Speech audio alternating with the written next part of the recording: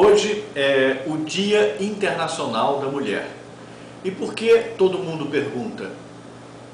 O dia é da mulher e não tem um dia do homem, o Dia Internacional do Homem. É muito simples, é uma questão de cidadania.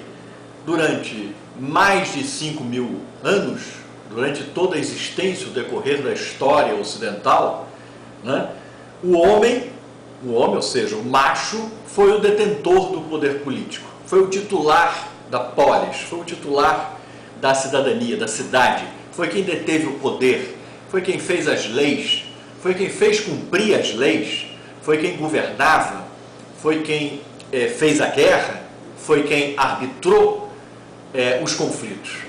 Isto é o poder chamado poder masculino, o poder machista, é a função do homem na divisão de tarefas entre gêneros e não entre cidadãos e cidadãs. A mulher nunca foi, até o século, até o iluminismo, titular de direitos, ou teve o direito de participar nas questões do Estado, nas questões das cidades, entendendo cidades como uma unidade política de expressão de poder.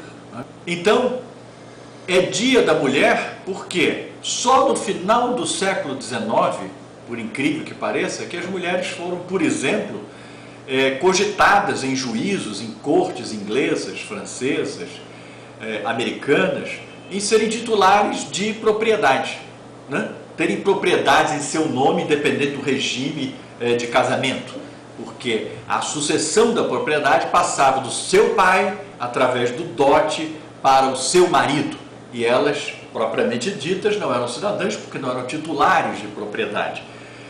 Também não eram titulares da sua força de trabalho, não poderiam ir no mercado e vender a sua força de trabalho, trabalhavam, entre aspas, em regime de servidão ao poder masculino, ao pater familias.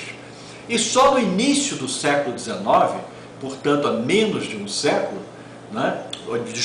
Só início do século XX, é que as mulheres vão ser titulares de poder político, vão poder participar do jogo político, serem cidadãs eleitoras e cidadãs eleitas. Por isso é que se dá importância no decorrer do século, da metade do século XX, né, que é o grande momento da eclosão dos direitos de cidadania, dos direitos difusos, dos direitos civis, dos direitos políticos a todos e quaisquer seres humanos, independente de seu gênero, independente da sua raça, independente do seu credo, independente de qualquer outra circunstância, não é?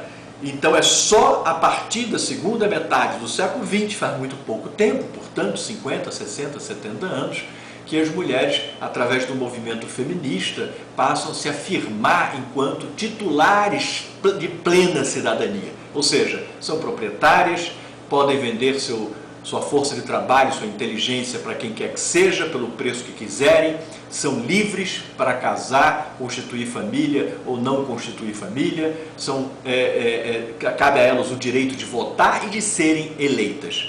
Portanto, um poder também repartido de maneira homogênea entre homens e mulheres, independente de gênero, ainda não tivemos chance de ver ou de experimentar, porque ainda as participações femininas nas casas legislativas, mesmo de países de cidadania evoluída, como países saxões, países da Escandinávia, ainda é muito baixo, é menos de 10%. Né? Nos Estados Unidos também é menos de 10%, na América Latina então chega a ser menos de 5% a participação efetiva das mulheres cidadãs nas câmaras legislativas, nas casas de representação, né? E também nos executivos, não diria também nos executivos menos ainda, né? E então é por isso que existe o Dia da Mulher e não existe o Dia do Homem, porque o Dia Internacional do Homem existe há mais de 5.000 anos na história da humanidade, e o Dia da Mulher, Internacional da Mulher, existe há menos de um século.